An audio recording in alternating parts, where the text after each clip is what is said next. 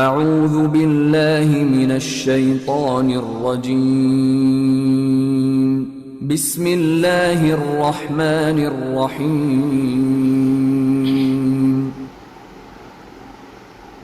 اعوذ باللہ من الشیطان اللعین الرجیم بسم اللہ الرحمن الرحیم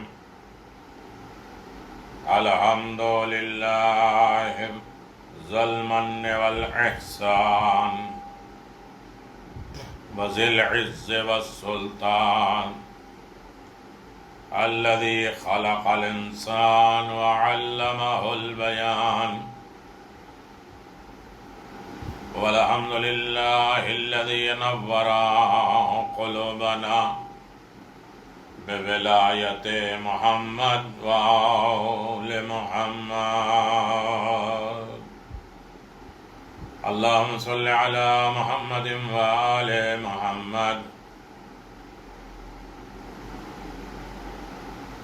والحمد لله الذي جعلنا من المتمسكين بولايته أمير المؤمنين علي بن أبي طالب والسيدة الجليلة المخدومة المحرومة عن حق ميراث أبيها وعلى سيد الشباب أهل الجنة وآله الطيبين لا سيما على الحق الجديد وطلعة الرشيد إمام المنتظر المهدي أجل الله تعالى فرجه الشريف اللهم صل على محمد وآل محمد ولعنة الله على أعدائهم من الآن إلى قيام يوم الدين آمين يا رب العالمين أما بعد فقد قال الله تبارك وتعالى في محكم كتابه المبين وهو أصدق الصادقين وقوله الحق بسم الله الرحمن الرحيم من يعمل من الصالحات من ذكر أو أنثى وهو مؤمن فأولئك يدخلون الجنة ولا يظلمون نكيرا وقال أمير المؤمنين علي بن أبي طالب الجنة جزاء كل مؤمن محسن صدق الله العلي العظيم اللهم صل على محمد وآل محمد وعجل فرج آل محمد سامعین اکرام، ناظرین محترم، ایصال ثواب کی مجلس بعنوان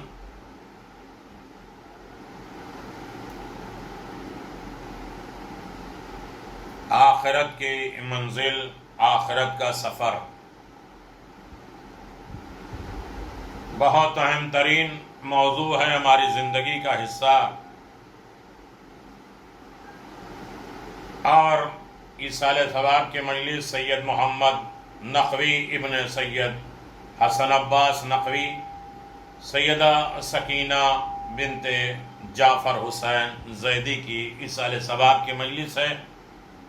ان کے فرزندوں اور ان کی فیملی کی طرف سے، وقار زیدی اور علی زیدی اور ان کی فیملی کی طرف سے، ان کے مرحومین کے ایصال ثواب درجات کی بلندی کے لیے، قبر کی سختیوں کی آسانی کے لیے اور برزخ کے حساب و کتاب میں منزل کمال اور نجات کے حاصل کرنے کے لیے یہ ایصال ثواب اور ذکر امام حسین کا سہارا لیا جا رہا ہے۔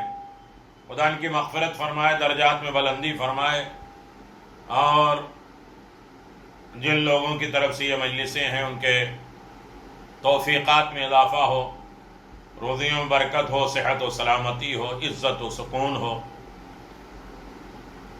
عزیزوں، ہمارے بس میں، زندوں کے بس میں مرنے والوں کے لیے کیا ہے سوائے دعا کے؟ ان کے واجبات کو پورا کرنا، ان کی ضرورتیں قبر میں جو برزخ میں ہیں انہیں پورا کرنا، ان کو بار بار ہدیہ دیتے رہنا. یہی ہے جو ہم ہاتھ مل رہے ہیں کہ ہم خدمت نہیں کر پائے، تو یہ خدمت کرنے کا بہترین موقع ہے. کل کے مجلس میں آپ نے سماعت فرمایا کہ مرنے والوں کو ہدیہ بھیجا کرو، اور وہ ہدیہ ہے کیا، اور اس ہدیے کے ذریعے انسان اپنے مرحومین کے مقام کو، درجات کو کیسے بلند کرتا ہے. یقیناً پیغمبر اسلام صلی اللہ علیہ وسلم نے اصحاب سے فرمایا، چاہتے ہو کہ تمہیں ایک ایسا ہتھیار، اسلحہ سے تمہیں آشنا کروں، پہچان کراؤں، معرفت دلاؤں کہ تمہیں دشمن سے بچا سکے. سب نے ایک زبان ہو کے کہا اللہ کے رسول ضرور فرمائے، تاکہ ہم دشمن سے بچ سکیں، مشکلات سے بچ سکیں، اور ہماری زندگی کا وہ عظیم ترین ہتھیار ہو، اسلحہ ہو. پیغمبر اسلام صلی اللہ علیہ وسلم فرماتے ہیں، رات دن خداوند عالم سے دعا کرتے رہو، چونکہ دعا مومن کا ہتھیار ہے، اسلحہ ہے. نا امید نہ ہو، پریشان نہ ہو. جس طرح اپنی ضرورتیں تڑپ کے، استغاثہ کر کے، مانگ کے لیتے ہو، اسی طرح بار بار خداوند عالم کی بارگاہ میں مانگو. امیر المؤمنین خود اعلان فرماتے ہیں کہ دعا مومن کی سپر ہے، زرہ ہے، جسے تیر، زخم، تلوار، نیزے، ان سب کے زخم نہیں لگتے، اس لیے کہ ایک سپر ہے، ایک زرہ ہے، ایک جوشن ہے. اگر دروازے کو، ڈور کو بار بار ناک کیا جائے، کھٹکھٹایا جائے، تو آخر میں گھر والے کبھی نہ کبھی عاجز ہو کے کھول دیتے ہیں.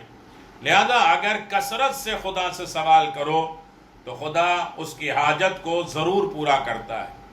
دعا نوک نیزہ سے زیادہ تیز اثر رکھتی ہے، جیسے نیزہ چبھتا ہے اس سے زیادہ اثر کرتی ہے. لہذا قضا اور قدر طے چکا ہوا ہے، اسے بھی بدل دینے کا اختیار اللہ نے دعا میں رکھا ہے. اور یقیناً اگر انسان کے پاس دعا جیسی دولت آ جائے تو وہ پریشان نہیں ہے. اپنے لیے، اپنے مرحومین کے لیے، اپنے زندوں کے لیے، اپنے تمام معاملات، آس پاس پڑوس لوگوں کے لیے دعا بہترین ہتھیار ہے. دعا کا سہارا لینا ہے. عزیزو، ہمارا موضوع ہے آخرت کی منزل، آخرت کا سفر، اور ہم برزخ تک پہنچے ہیں. برزخ دنیا اور جنت کے بیچ میں ہے. برزخ بھی جنت اور برزخ بھی جہنم ہو سکتی، لیکن ٹیمپریری، وقتی اعتبار سے جنت جیسا ماحول اور وقتی اعتبار سے جہنم جیسا ماحول. لیکن پھر اس کے بعد حساب و کتاب کی منزلیں، قیامت، سور، حساب، محشر، پل صراط گزرنے کے بعد فیصلہ، پھر ہمیشگی کے لیے جنت مل جائے گی. اور یقیناً جو غلط کام رہے گا، نیکوکار نہیں رہے گا، وہ اپنے سزا کو بھگت کے پھر جنت میں مومن شیعہ آ ہی جائے گا. اور شیعوں کے لیے، مومن کے لیے جنت ہے. میری گزارش ہے جی، برزخ اور بہت زیادہ اہم ترین موضوع ہے برزخ، یعنی حیات انسانی موت سے لے کر قیامت تک.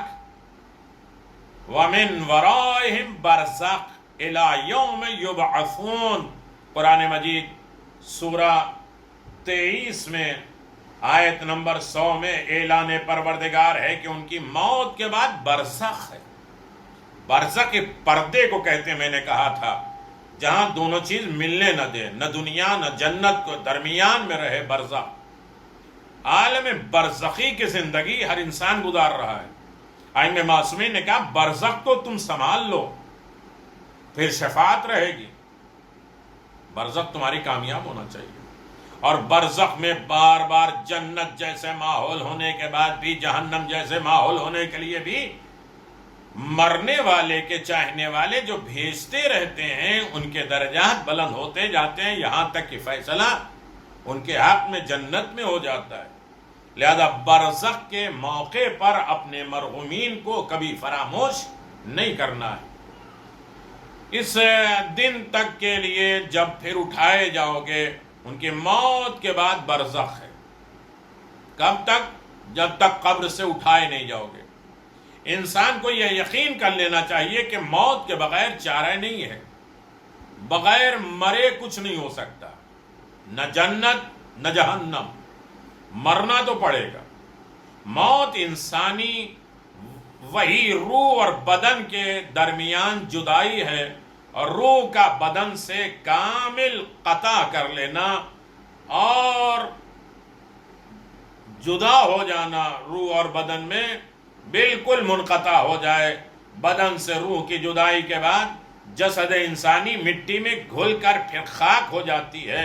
روح بدن لطیف کے ساتھ وہی جدائی جو اسی جسم ڈھانچے کی طرح ہوتی ہے، لیکن شدت لطافت کے باعث چشم ظاہری آنکھوں سے نظر نہیں آتی۔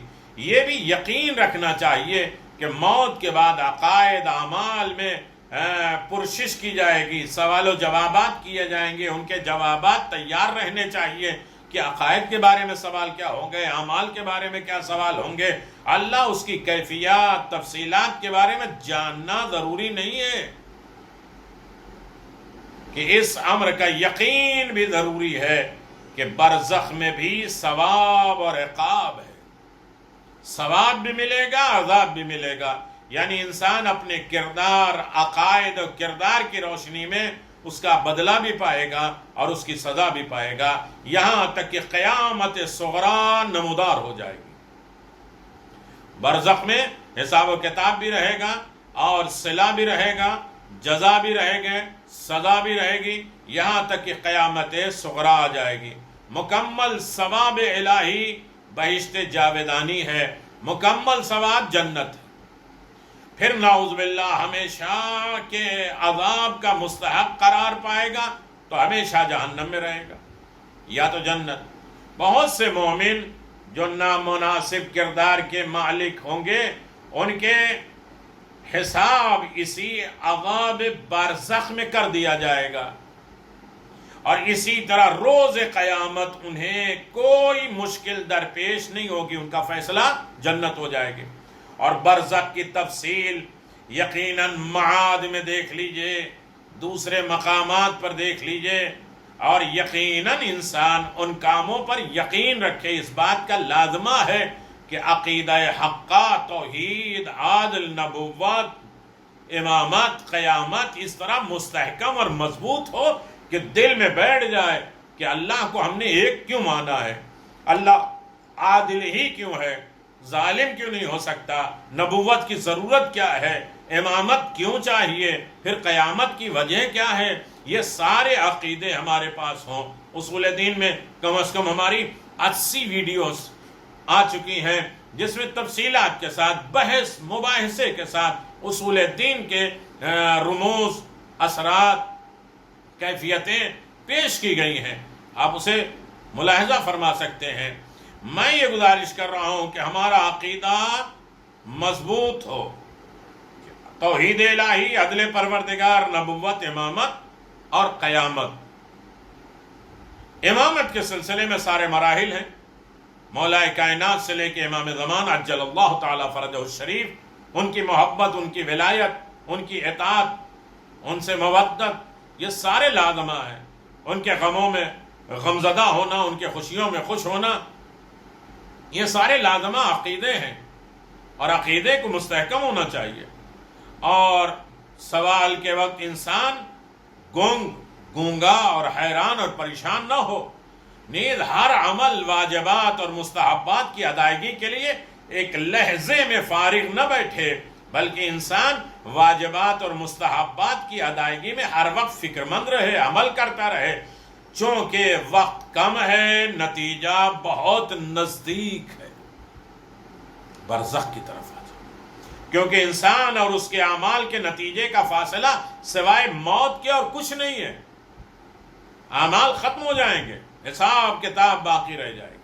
مولا نے فرمائی، یہ دنیا جہاں اعمال کی جگہ ہے، آخرت جہاں حساب کے، وہاں نہ انسان عمل کر سکتا ہے، نہ یہاں حساب کر سکتا ہے، کیونکہ انسان اور اس کے اعمال کے نتیجے کا فاصلہ سوائے موت کے اور کچھ نہیں ہے۔ اور وہ بھی ہر لحظہ ہر لمحہ انسان کو آمادہ کرتی، تیار کرتی ہے قیامت پر یقین، یعنی جس دن اولین و آخرین کے افراد محشور کیے جائیں گے اور ایک جگہ جمع ہوں گے، وہ دن جب کہ چاند سورج کی روشنی ختم ہو جائے گی، اور وہ دن جب کہ پہاڑ مسلسل زلزلوں کے باعث ٹوٹ کے چکنا چور ہو جائیں گے، نرم ذرات کی طرح ہو جائیں گے، وہ دن جس کے زمین اور آسمان تبدیل ہو جائیں گے، وہ دن جب ایک طبقے کے لوگ نہایت امنیت، امان، خوشحال، کشادہ روی سے اپنے نام اعمال کو اپنے داہنے ہاتھ میں، رائٹ ہینڈ میں لیں گے، اور دوسرا طبقہ انتہائی شدت، اضطراب، رنجیدہ کیفیت میں اپنے نام اعمال کو بائیں ہاتھ میں لیے ہوں گے۔ وہی دن ہے جسے خداوند عالم نے یوم عظیم قرار دیا ہے۔ اسی طرح بزرگان دین کی یاد سے خوف زدہ، غمگین ہو کر گریہ اور نالہ کرتے ہیں۔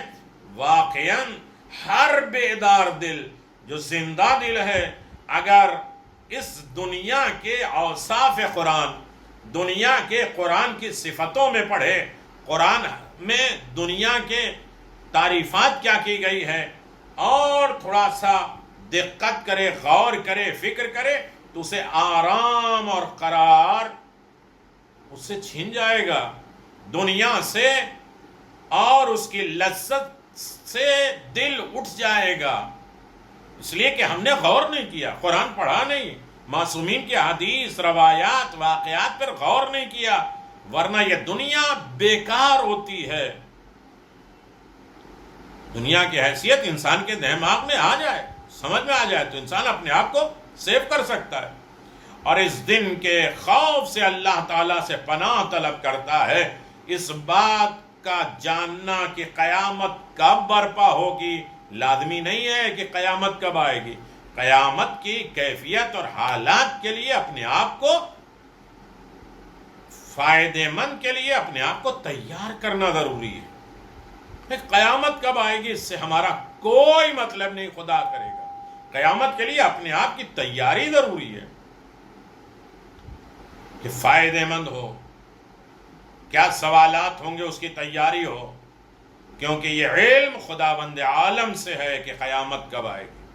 البتہ بعض منازل جس کی تصریح قرآن مجید میں کر دی گئی ہے کہ وہ منزلیں کیا ہیں، وہ رفتیں کیا ہیں، وہ اسٹیج کیا ہے، اور کس طریقے کے بعد قیامت آئے گی، صرف لازم ہے بلکہ اس پر ایمان لانا واجب ہے۔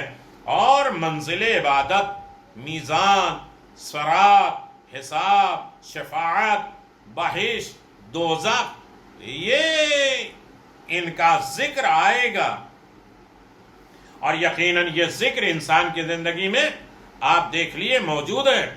برزخ یعنی پردہ رکاوٹ کے ہیں، وہ چیزیں درمیان میں واقع ہیں، دونوں کا باہم ملنے نہیں دیتی، دنیا اور جنت کو ملنے نہیں دیتی۔ مثلا دریا شور اور شیریں، میٹھا اور کھارا پانی بہ رہا ہے، لیکن اللہ تعالیٰ نے اس کے درمیان ایک ایسی رکاوٹ ڈال دی ہے، کوئی بھی ایک دوسرے کو ختم نہیں کر سکتا ہے۔ آپ دیکھیے سورہ رحمان میں ہے موجود، اس کا برزخ کہتے ہیں، البتہ بحساب اصطلاح برزخ ایک ایسے عالم، ایک ایسی دنیا جسے خداوند عالم نے اس دنیا اور آخرت کے درمیان اس طرح قرار دیا ہے کہ یہ دونوں اپنی صفتوں میں باقی ہیں، اور یہ عالم، یہ دنیا، امور دنیاوی کام اور اس کی اخراوی کے درمیان میں ہے کہ جہاں کام ختم ہو جائیں گے عمل کا حساب شروع ہو جائے گا۔ برزخ میں سر درد، دانتوں کا درد، دوسرے درد جو ہے وغیرہ نہیں ہوں گے، یہ سب تو اس دنیا کی مادی ترکیبات کا لازمہ ہے، لیکن مجردات ہیں، لہذا البتہ بصراحت آخرت میں نہیں ہے، اور یہ یعنی اہل معصیت، اہل معصیت کے لیے، اہل گناہ کے لیے ظلمات محض، اہل اطاعت کے لیے نور محض نہیں ہے۔ امام علیہ السلام سے سوال کیا گیا برزخ کب ہے، کہاں ہے، کب آئے گی، تو آپ نے فرمایا موت کے بعد سے لے کر جب قبر سے تم محشور کیے جاؤ گے، اٹھائے جاؤ گے، اس وقت تک قرآن مجید میں ارشاد ہوتا ہے کہ اس کے پیچھے برزخ اور روز قیامت تک ہے. یعنی مرنے سے لے کے قبر تک جب تک نہیں اٹھائے جاؤ گے اس وقت تک یہ عالم برزخ ہے. میرے عزیزو، سورہ مومنون آیت نمبر 100. لہذا برزخی زندگی انسان کی زندگی ہے، اور اس طریقے سے برزخی زندگی سے اپنے آپ کو سیف کرنا، اپنے آپ کو بچانا ہر آدمی کا لازمہ ہے. ضروری ہے کہ انسان برزخی زندگی سے اپنے آپ کو نجات دلائے، چھڑائے. اب یہ کیسے ہو سکتا ہے؟ ہمارے پاس کوئی راستہ نہیں ہے. ہمیں مرنا ہے، مرنے کے بعد یہ سلسلہ شروع ہوگا. مرنے کے وقت ہمارے عقیدے بھی ہوں، ہمارے اعمال بھی ہوں، جزا اور سزا بھی ملے گی، اور اس دنیا سے جائیں گے. اور مرنے کے بعد سے لے کر قیامت تک برزخ میں رہیں گے. برزخی زندگی بڑی خطرناک ہے، یا تو جنت ہے یا جہنم ہے. سزائیں بھی ہیں، صلہ بھی ہے. لیکن کس طریقے سے مرحومین اپنے چاہنے والے کو اس منزل سے بچا سکتے ہیں؟ میرے عزیزو، یہاں تک بات چلی تھی کہ دارالسلام ایک کتاب ہے، ملا جعفر ابن عالم صالح محمد حسین طبرسانی، جو تیلک نامی بستی کے رہنے والے تھے، وہ کہتے ہیں میری، نور اللہ کہتے ہیں میری ان سے دوستی تھی. جب طاعون کی بیماری، ایک طریقے کی خطرناک بیماری، آج جیسی بیماری پھیلی ہے اسی طرح طاعون کی وبا عظیم آئی، جس نے تمام علاقے کو اپنی لپیٹ میں لے لیا، تو اتفاق ایسا ہوا کہ لوگوں کی ایک بہت بڑی تعداد فوت ہو گئی، مر گئی. طاعون کی بیماری آئی، بہت بڑی بیماری آئی، اور علاقے جو ہے وہ لوگ ختم ہو گئے. جنہوں نے آپ کو وسیع بنایا تھا، نائب بنایا تھا، ان کی وصیت کے مطابق مال جمع کر لیے تھے، لیکن وہ مال ابھی مصرف میں خرچ بھی نہیں ہوئے تھے. لوگ کہتے ہیں نا ایسے یہ وبا پھیلی ہے، مال بچاؤ، پیسہ بچاؤ، حالات کیا ہونے والے ہیں. نہیں ہے. وہ کہتے ہیں میں نے جسے وسیع بنایا تھا ان کو کہا تھا مال بچاؤ، لیکن جو مال بچا تھا وہ ابھی خرچ بھی نہیں ہوا، وہ بھی طاعون سے ہلاک ہو گئے. جن کو وسیع بنایا تو ان کے پاس مال تھا کہ غریب، غربا، فقراء، ضرورت مند، بھوکے کو بانٹو، لیکن ابھی وہ بانٹ بھی نہیں پائے تھے کہ انہیں موت آ گئی، اور وہ مال ضائع ہو گئے، برباد ہو گئے، صحیح مصرف پہ خرچ نہ ہوئے جہاں خرچ ہونا چاہیے. جب اللہ تعالیٰ کے فضل و کرم سے میں حضرت ابو عبداللہ حسین ابن علی علیہم السلام کی قبر کی زیارت سے مشرف ہوا تو کربلا معلی میں نے ایک رات خواب میں دیکھا کہ ایک آدمی کی گردن میں زنجیر ہے، اور جس سے آگ کے شعلے نکل رہے ہیں، اور جس کو دونوں طرف کے 2 آدمی پکڑے ہوئے ہیں. زنجیر والے شخص کی زبان، زنجیر والے آدمی کی زبان اتنی لمبی ہو چکی ہے کہ اس کے سینے تک زبان لٹک رہی، سینے تک زبان لٹک رہی ہے. جب اس نے مجھے دیکھا تو وہ میرے نزدیک آیا. میں نے دیکھا تو وہ میرا دوست ملا جعفر تھا. میں نے اس کے حالات پر تعجب کیا. اس نے میرے ساتھ بات کرنا چاہی اور فریاد کرنا چاہی، رونا چاہا. وہ دونوں لوگوں نے زنجیر کو کھینچا اور پیچھے ہٹا دیا، مجھ سے بات نہیں ہونے پائی. میں نے اس کے حال کو 3 مرتبہ دیکھا، ڈر کے مارے سب چیخ نکل گئی اور بیدار ہو گیا، جاگ گیا.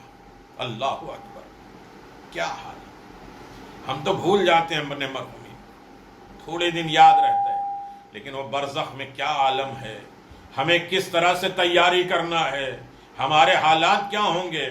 وہ کہتے ہیں نا مرحومین کہ ہم بھی چھیٹ تھے، ہم بھی طاقتور تھے، ہم بھی سب بھول گئے تھے، لیکن آج حالات بہت خراب ہے. لہذا کل ایسا نہ ہو کہ تم بھی اسی عالم میں، اسی گمان میں ہو اور حالت تمہاری خراب ہو جائے. نہ زنجیر جس سے آگ نکل رہی تھی، دونوں آدمی نے اسے کھینچ لیا، مجھ سے بات نہیں کرنے دیا. میری چیخ نکل گئی، میں بیدار ہو گیا، جاگ گیا۔ میری اس چیخ کو سن کر میرے نزدیک سویا ہوا ایک اور عالم بھی جاگ گیا۔ میرے پاس میں ایک آدمی سو رہا تھا، عالم، وہ جاگ گیا۔ میں نے خواب کے واقعے اس کے سامنے بیان کیے۔ اتفاقاً وہ وقت جب میں بیدار ہوا، جاگا، صحن حرم شریف کے دروازے کھلنے کا وقت تھا۔ نجف اشرف کا دروازہ یا امام حسین کا دروازہ کھلنے کا وقت تھا۔ دونوں روایتیں ہیں کہ نجف میں تھا یا کربلا میں۔ دروازہ کھلنے لگا۔ میں نے اپنے دوست سے کہا بہتر ہے کہ حرم شریف میں جا کر زیارت کریں، ملا جعفر کے لیے استغفار کریں۔ انسان ہمارے ہاتھ میں کیا ہے مرحومین کے لیے؟ شاید اللہ تعالیٰ ان پر رحم کرے۔ اگر یہ خواب رویا سچا ہے، یہ خواب سچا ہے، پھر ہم حرم شریف میں داخل ہوئے، اپنے ارادے کے مطابق عمل کیا۔ اب اسے تقریباً 20 سال گزر گئے، مگر ملا جعفر کے متعلق کچھ خبر نہیں کہ ان کے برزخ کی زندگی کیا ہے۔ اور میرا گمان یہ ہوا کہ ان پر یہ عذاب لوگوں کے مال کی تقصیر کے باعث ہے۔ لوگوں کے مال ان کے پاس جمع ہوتے تھے لوگوں کو بانٹنے کے لیے، لیکن وہ صحیح طریقے سے اسے بانٹ نہیں پائے، انہیں موت آ گئی اور اس کا حساب و کتاب شاید نہیں دے پائے، اس وجہ سے ان کے اوپر عذاب نازل ہو رہا ہے۔ میرا گمان یہ تھا۔ اللہ اکبر! اللہ تعالیٰ نے مجھے اپنے فضل و کرم سے خانہ کعبہ کی زیارت اور حج سے فارغ کیا۔ میں خانہ کعبہ بھی گیا، زیارت کیا، حج کیا، اور جب مدینے کی طرف واپس ہوا، مجھے وہ دن عارضہ ہوا، بیماری ہوئی، پیر سے بیماری ہو گئی، چلنے پھرنے کے لیے میں معذور ہو گیا۔ میں نے اپنے ساتھیوں سے التجا کی کہ مجھے غسل دے کر لباس تبدیل کرائیں، کندھوں کا سہارا دے کر رسول خدا کے روضے مبارک پہ لے چلیں۔ میرے مرنے سے پہلے میرے دوستوں نے میرے کہنے کے مطابق عمل کیا۔ جب میں روضہ مطہر میں داخل ہوا تو بے ہوش ہو گیا۔ میرے ساتھی مجھے چھوڑ کر اپنے کاموں میں لگ گئے۔ جب مجھے ہوش آیا تو مجھے کندھوں پر اٹھا کر ذریعہ مقدس کے پاس لے کے گئے، رسول کے روضے پر۔ اللہ سب کو زیارت نصیب کرے۔ میں نے زیارت کی، پھر وہ مجھے روضہ رسول کے پیچھے جناب سیدہ سلام اللہ علیہا حضرت فاطمہ زہرا سلام اللہ علیہا، اللہم صلی علی محمد و آل محمد یا فاطمہ الزہرا اغثنی۔ حالات بڑے خراب، مشتعل، پریشان لوگ ہیں، بیمار، تکلیف دہ، مصائب اور آلام میں پھنسے ہوئے۔ شفاعت کبریٰ جناب سیدہ کے پاس ہے، محشر میں بھی، قیامت میں بھی، حساب و کتاب کے منزل پر بھی سب سے زیادہ معاف کرانے کی طاقت جناب سیدہ کے پاس ہے۔ اللہ اکبر!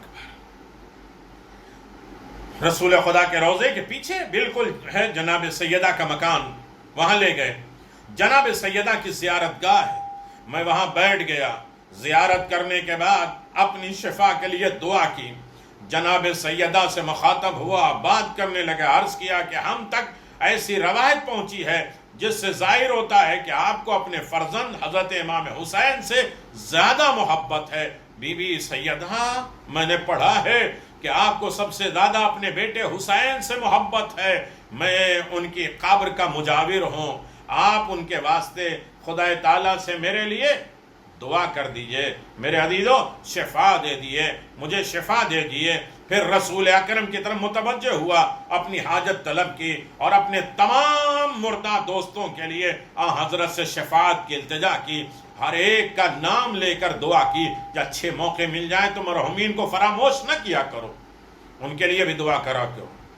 دعا کی، یہاں تک کہ ملا جعفر کا نام بھی آ گیا۔ اس وقت مجھے پرانا خواب یاد آ گیا، میرا حال بدلنے لگا، متغیر ہونے لگا اور میں گڑ گڑا کے رونے لگا۔ ان کے لیے مغفرت اور شفاعت کی دعا مانگنے لگا۔ میں عرض کیا کہ میں ملا جعفر کو آج سے 20 سال پہلے برے حال میں دیکھا، میں اپنے خواب کے سچے اور شیطانی ہونے کے متعلق کچھ نہیں سمجھتا کہ وہ شیطانی خواب تھا یا سچا خواب تھا۔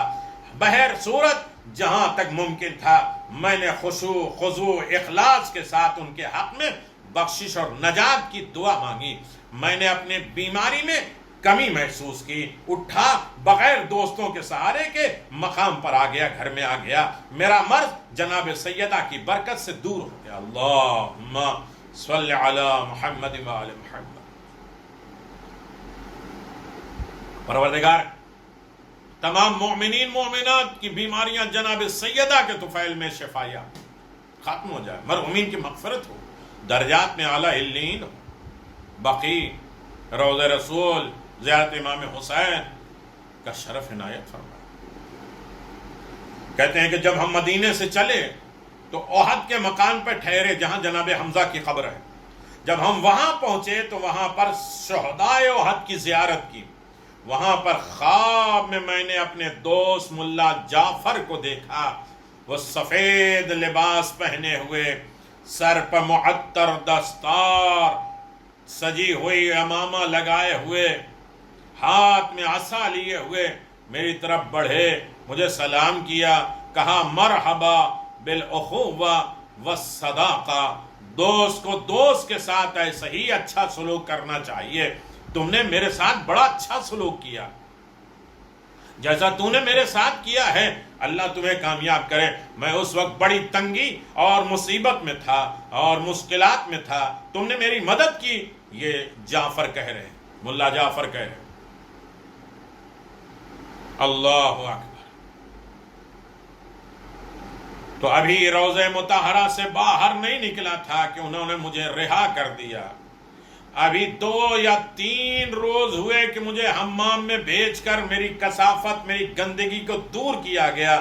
رسول خدا نے میرے لیے یہ لباس بھیجا ہے، یہ عبا جناب سیدہ نے عطا فرمائی ہے۔ آپ بحمداللہ میرے حال بہتر ہے، اب میرا حال اچھا ہے۔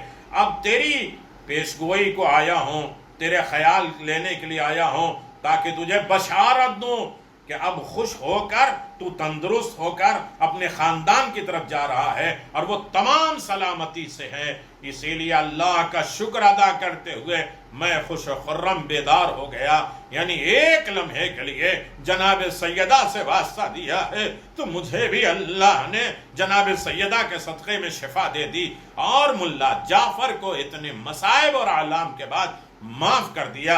اچھا لباس دیا ہے جناب سیدہ نے، اور رسول خدا نے لباس دیا، ابا قبا جناب سیدہ نے دیا اور ان کی بخشش کرائی، عالم برزخ کو آسان کر دیا۔ اللہ اکبر۔ شیخ مرحوم فرماتے ہیں عقل مند شخص کے لیے بہتر ہے کہ وہ اس خواب کو وقع میں غور کرے، اکیلے بیٹھ کے سوچے، اپنے مرحومین کے بارے میں غور کرے، اپنے زندوں کے بارے میں غور کرے، کیونکہ یہ ان چیزوں میں سے جو دل کی سیاہی، آنکھوں کے دھول ہے، میرے عزیزو کون صاف کر سکتا ہے سوائے آل محمد کے۔ بڑی سخت منزل ہے، اس منزل کو آسان کرنے کے لیے ہر عالم میں زندہ افراد اپنے مرحومین کو یاد کرتے ہیں۔ میرے عزیزو کیا کر سکتے ہیں ہم؟ ہمارے پاس بہت پاور، ہم سب کچھ کر سکتے ہیں اپنے مرحومین کے لیے، بس انہیں بھولنا نہیں ہے، فراموش نہیں کرنا ہے۔ ایک عالم دین ہے، میں بات کو منزل تک پہنچاتے رہیں اور انشاءاللہ یہ گفتگو جاری و ساری رہے گی، آپ کے مرحومین کے نام آتے رہیں گے، انشاءاللہ آپ کی طرف سے وہ توفیقات بنتی جائے گی، ان مرحومین کو بھی بہترین صلاح مل جائے گا۔ ہاں میرے عزیزو ایک صلوات پڑھ دیں، محمد و آل محمد وعجل فرج آل محمد۔ بہترین دولت ہے ایصال ثواب، بہترین دولت ہے ذکر امام حسین۔ امام حسین کی زیارت کی بات آ گئی ہے تو عالم برزخ ہے، میں آپ کی خدمت میں گزارش کروں، ایک آدمی ہے جس کا ایک چاہنے والا، جاننے پہچاننے والا مر گیا، وہ ایک عالم خواب میں کربلا دیکھتا ہے کہ لوگ بڑی تیزی کے ساتھ کربلا کی طرف جا رہے ہیں، ہر آدمی کے دل میں شوق ہوتا ہے. 40 میں آپ دیکھیے مشی ہوتی ہے، ہر انسان سوچتا ہے جلدی پہنچے امام حسین کی طرف. وہ شوق، وہ طلب، وہ امام حسین کی آواز، حل من ناصر ینصرنا، ہے کوئی جو میری مدد کرے. ہمارے پاس کچھ نہیں ہے غم حسین کے علاوہ، اپنے لیے بھی اپنے مرحومین کے لیے کچھ بھی نہیں ہے. یہ نماز روزہ یہ بہانہ ہے، ہر ایک میں نقص ہے. صرف ایک خالص عمل ہے تو مصائب حسین، آنسو حسین ابن علی، جو نمازوں کو بھی قبول کرائیں گے، روزے کو بھی قبول کرائیں گے، عبادتوں کو قبول کرائیں گے. ہمیں نجات کے تمام وسائل امام حسین پیدا کریں گے. میرے عزیزو، اس شخص نے دیکھا کہ سب لوگ بڑی تیزی کے ساتھ بھاگے جا رہے زیارت امام حسین کے لیے. ایک آدمی ہے جو بڑا نحیف، کمزور، بڑا سست، بہت سلو جا رہا ہے. اس کے پاس گئے، انہوں نے کہا سب امام حسین کی زیارت کے لیے تیز تیز جا رہے ہیں، آپ چل نہیں پا رہے ہیں، بڑے لاغر ہیں، کمزور ہیں اور بہت سلو جا رہے ہیں، بڑی آہستہ سے جا رہے ہیں. انہوں نے کہا کہ یہ عالم برزخ ہے، میں زیارت حسین کے لیے جا تو رہا ہوں. یہ نہ سوچو کہ برزخ میں جنت کی منزل مل گئی. ہاں زیارت امام حسین کے لیے جا رہا ہے یعنی نیکوکار ہے، لیکن اعمال کمزور ہیں. کہ مجھے کوئی بھیجنے والا دینے والا نہیں ہے، مجھے اعمال صالحہ کی ضرورت ہے، مجھے نیک عمل کی ضرورت ہے، اس لیے میرا پاور ختم ہو گیا ہے. کہا کیا ہوا؟ کہا میرا ایک بیٹا ہے، اکیلا اکلوتا، اور وہ مجھے کچھ بھی نہیں بھیج رہا. میں اکیلا اس طرح پریشان ہوں، کیا کروں؟ یہ تو کچھ اعمال ہیں جس کی وجہ سے یہ صلہ ہے کہ مجھے توفیق زیارت امام حسین ملی ہے، لیکن جیسے شوق کے ساتھ، تیزی کے ساتھ لوگ جا رہے میں نہیں جا پا رہا. لہذا میرے ساتھ احسان کرو، میرے بچے کو جا کے سمجھاؤ، یہ خواب میں دیکھ رہے. ایڈریس پوچھا، پتہ پوچھا، اور بیدار ہوئے. جب جاگے تو اس طرف چلے گئے. گاؤں میں پتہ کیا وہ لڑکے کا تو معلوم ہوا باہر کہیں گیا ہے. تو تالاب کے اوپر، ندی یا نہر کے اوپر نہانے گیا، پانی میں کھڑا ہے. یہ پہنچا ہے، سلام دعا ہوئی کہ میں تمہارے باپ کی طرف سے آیا ہوں، تم ان کے اکلوتے بیٹے ہو، تم ان کے طرف کچھ فاتحہ، دعا، نماز، واجبات ادا کیوں نہیں کرتے؟ اللہ اکبر. میں نے کہا میں کچھ نہیں دوں گا. انہوں نے بہت سمجھایا، اصرار کیا کہ تمہارے ساتھ بھی ایسا ہوگا، تمہیں بھی لوگ بھلا دیں گے، تمہاری زندگی کب تک ہے، موت حقیقت ہے. بہت اصرار کیا تو وہ ناراض ہو گیا، غصے کے عالم میں. میرے سامنے پانی اٹھایا اپنے ہاتھ میں، چلو لے کر میری طرف پھینکا. 3 مرتبہ میرے پاس پانی پھینکا. میں باہر کھڑا رہا اور بھگا دیا مجھے، جاؤ، مجھے کچھ نہیں دینا، لینا ہی ہے، لو پانی. 3 چلو پھینک دیا. گیا، مایوس ہو کے سویا. پھر خواب دیکھا کہ لوگ امام حسین کی زیارت کے لیے جا رہے ہیں. جس بندے کو بہت سلو دیکھا تھا، کمزور نحیف دیکھا تھا، نہیں چل پا رہا تھا، اسے دیکھا کہ بڑی تیزی کے ساتھ امام حسین کی زیارت کے لیے جا رہا، بڑے شوق، خوشی کے عالم. اس کے قریب گئے تو اس نے شکریہ ادا کیا کہ تمہاری مہربانی، ہمارے پاس پاور آ گیا، ہمارے پاس طاقت آ گئی، انرجی آ گئی، جو رکاوٹیں تھیں وہ ختم ہو گئی. کیا ہوا؟ ابھی کل تو تم پریشان تھے کہ میرے اولاد بھیج نہیں رہی، تمہارے اولاد نے، تمہارے بیٹے نے تو منع کر دیا، کچھ نہیں دوں. کہ بہت کچھ دے دیا. اس نے کہا کچھ نہیں دیا. 3 چلو پانی میری طرف اڑایا، بھگایا مجھے. کہا ہاں میں بھی یہی پوچھ رہا تھا، لیکن فرشتوں نے آواز دیا، برزخی فرشتوں نے آواز دیا، اللہ نے تجھے بخش دیا. کہ کس وجہ سے؟ کہ جب میرے بیٹے نے تمہاری طرف پانی اچھالا، بھگایا کہ جاؤ، تو باہر خشکی میں کچھ چھوٹے چھوٹے جانور تھے جو پیاسے تھے، اتنے پیاسے تھے کہ مرنے کے قریب تھے. جو اس نے پانی پھینکا تو ان کے منہ میں وہ قطرہ پڑ گیا اور جس سے وہ زندہ ہو گئے. تو اس کی وجہ سے کسی کو زندگی مل گئی، اس کا صلہ مجھے ملا کہ میرے سارے گناہ معاف ہو گئے.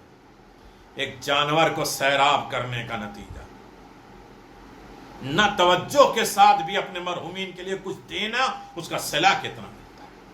ہم توجہ کے ساتھ اپنے مرحومین کے لیے کسی کو پانی پلائیں، کسی کو کھانا کھلائیں، کسی کے لیے ہمدردی ہیں، کسی سے مسکرا کے بات کریں. یہ دیکھیے اس کا صلہ برزخ میں ہمارے مرحومین کو ملتا ہے اور وہ بڑے خوش ہوتے ہیں، آ کے شاباشی دیتے ہیں. ہم نہیں دیکھ پاتے، نہ ہمارے کان نہ ہماری آنکھیں نہ سن پاتی نہ دیکھ پاتی ہیں، لیکن پھر بھی وہ آتے ہیں اور آواز دیتے ہیں کہ تم نے میرے ساتھ اچھا کیا. جانور کو بھی پانی پلانے کا اتنا ثواب ہے.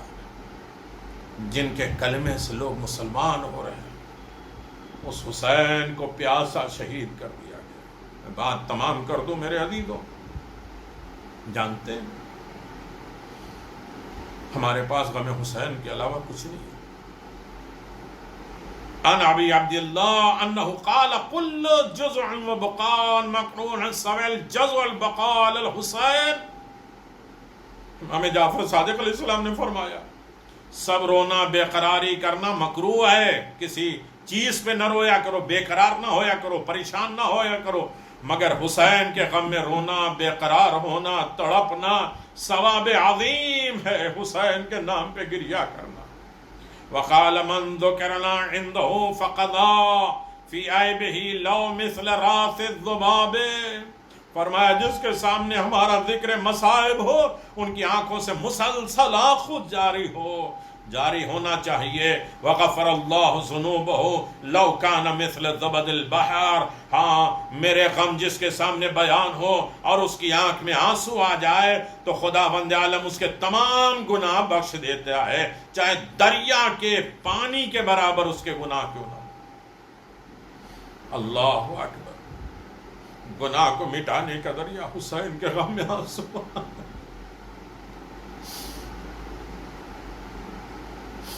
مسمع ابن عبد الملک نے امام جعفر صادق علیہ السلام سے روایت نقل کی ہے. بس اشارہ میرے عزیزو، آپ اپنا اجر و ثواب، اپنے مرحومین کو اجر و ثواب، اپنی نسلوں کو بھی غم حسین کی دولت دے. یہ مجلس امانت ہے، صحیح طریقے سے ٹرانسفر کریے اپنی اولاد کو، اپنے گھر والوں کو. مجلس ایک تہذیب ہے، زندگی کو منظم کرنے کے لیے، زندوں کے لیے فائدہ، مرنے والوں کے لیے فائدہ. ذکر حسین. مسمع ابن عبد الملک نے امام جعفر صادق علیہ السلام سے روایت نقل کی. بس یہی بات میں کہہ دوں، بات تمام ہو جائے.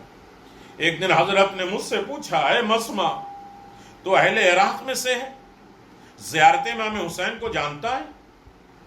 فقلت لا انا رجل من اہل البصرہ. مولا میں اہل عراق میں نہیں. اس وقت بصرہ الگ تھا عراق سے، بصرہ کا رہنے والا. میرے پاس کچھ ناسبی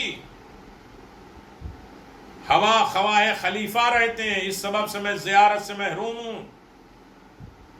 کچھ گناہگار ایسے ناسبی لوگ رہے ہیں جن کے عتاب میں ہیں، جن کی دشمنی میں ہیں. قال اتذکر قرمن صنع من کل بلا. اللہ اکبر. حضرت نے فرمایا جو میرے جد پر مصائب گزرے ہیں انہیں یاد بھی کرتا ہے یا نہیں کرتا؟ نہیں جا پاتا زیارت کے لیے، ٹھیک ہے، مصائب ہیں، دشمن ہیں، ناسبی لوگ ہیں، دشمن اہل بیت ہیں، لیکن ان کے مصائب کو یاد کرتا ہے یا نہیں جو ان کے اوپر مصیبتیں گزری؟ میں نے کہا اس کے جی ہاں. فقال اتذر قلت ای واللہ. حضرت نے ارشاد فرمایا پھر تو روتا بھی ہے؟ میں نے کہا ہاں خدا کی قسم میں روتا ہوں. واستغفر لذلك حتى برئ اهل اثر ذلك علی. اس قدر رنج صدمہ دل میں گزرتا ہے کہ میرے عیال، میرے گھر والے اثر حسن سے مجھے پاتے ہیں اور کھانا پانی مجھے ناگوار لگتا ہے، غم اندو میرے چہرے پہ ظاہر ہوتا ہے، میں کھانا پینا چھوڑ دیتا ہوں. قال رحم اللہ دمہ امانہ من الذین یعود من اہل الجزا لنا. حضرت نے فرمایا خدا رحم کرے تیرے رونے پر، اے مسمع تو ہمارے رونے والوں میں شمار کیا جائے گا. اے مسمع قریب ہے کہ تیرے وقت موت ہمارے آبا و اجداد تشریف لائیں اور تیرے ملک الموت سے سفارش کریں اور تجھے ایسی بشارت دیں کہ تیری آنکھ روشن ہو جائے، پس ملک الموت تجھ پر شفیق ماں کے مانند مہربان ہو جائے، یعنی حسین کے اوپر روئے ہو تو ملک الموت سختی نہیں کریں گے۔ اور اس کے بعد فرمایا جس روز سے ہم اہل بیت شہید ہوئے ہیں فرشتوں نے رونا چھوڑ نہیں دیا، فرشتے آج بھی رو رہے ہیں۔ ہاں میرے عزیزو، ہم تھک جاتے ہیں، جن کی آنکھوں سے اشک ہماری مصیبت میں رخسار تک، گالوں تک آنسو آ جائے، رواں ہو جائے، ان آنسوؤں پر رتبہ ہے۔ اگر ایک قطرہ آتش جہنم میں ڈال دیا جائے تو حرارت آتش، ارے جہنم کی آگ کی گرمی ٹھنڈی ہو جائے۔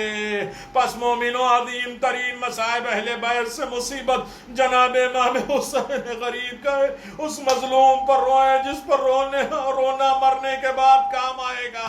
ارے خیال کیجئے، حضرت نے میرے خاطر دوپہر میں اپنا گھر لٹا دیا، کیسے عزیز و اقربا جن کو دو عالم میں نظیر نہیں تھی، اور اس دنیا سے چلے گئے۔ حضرت کے عزیز و اقارب کی شہادت بھی نہ بھی ہوتی تو کیا یہ کم تھا کہ آپ کے ایسے اصحاب لاجواب آنکھوں کے سامنے شہید ہو گئے؟ ہر شب ان میں ارے صائم الدہر، قائم اللیل، قاری قرآن، عبادت خدا میں آمادہ، سجدہ خالق میں گرنے والے ہیں۔ ہاں میرے عزیزوں، ان بزرگوں نے خدا کے شربت موت تلخ سے نہ پیا بلکہ ملاقات پروردگار سے ارے شوق میں موت کی چاشنی اور لذیذ شیریں کے مثل سمجھے۔ ارے جوانان حسین تلوار کے دہانے سے معشوق سمجھ کر بشوق رغبت گئے۔ اللہ اللہ میرے عزیزو، حسین کے چاہنے والو، جب روز عاشور اموات کا بازار لگا، اے عزادارو حسین کربلا کے میدان میں کہہ رہے تھے حال من ناصر ینصرنا، حل من مغیث یغیثنا، حل من ذاب یذب عن حرم رسول اللہ۔ کوئی ہے جو میری نصرت کرے، کوئی ہے جو میری مدد کرے، کوئی ہے جو اہل حرم کے پردے کی۔ اللہ اکبر، غم حسین ہم سب کے نجات کا ذریعہ ہے۔ الا لعنت اللہ علی قوم الظالمین، سیعلم الذین ظلموا ای منقلب ینقلبون۔ خداوند عالم ہماری اس قلیل سے عبادت کو قبول فرمائے، اسے قلیل مل کے کثیر میں شمار فرمائے، اسے احسن جزا کے ساتھ مشہور فرمائے۔ ایک مرتبہ پھر آپ حضرات سے گزارش ہے کہ سید محمد علی نقوی ابن سید حسن عباس نقوی، سیدہ سکینہ بنت سید جعفر حسین زیدی کے لیے سورہ فاتحہ اللہ ان کے درجات کو بلند کر دے، ان کے آل اولاد، ان کے فیملی جو ان کی سال ثواب کر رہے ہیں، ان کے درجات کو، انہیں صحت سلامتی، انہیں عزت و کامرانی کی زندگی عنایت فرمائے۔ ذکر حسین ہماری زندگی کا سرمایہ ہے۔ اس ذکر کے ساتھ جتنے بھی لوگ مجلس سن رہے ہیں، پروردگار ان کی تمام حاجات کو پورا فرمائے، ان آنسوؤں کو قبول کرے، ان کے مرحومین کی مغفرت فرمائے، ان کے زندوں کی حفاظت فرمائے، انہیں تمام آفات اور بلاؤں سے محفوظ فرمائے۔ روزی جیسے عظیم دولت سے امتحان نہ لے، روزیوں میں وسعت پیدا فرما اور برکت فرما، امام کے ظہور میں تعجیل فرما، ہم سب کو زیارت ائمہ معصومین کی دولت فرما، ہمارے گھروں میں جو مریض ہیں انہیں شفا دے، ہمارے ہاتھ اٹھیں تو خالی واپس اٹھیں۔ ربنا تقبل منا انک انت السمیع۔ بسم اللہ الرحمن الرحیم، الحمد للہ رب العالمین۔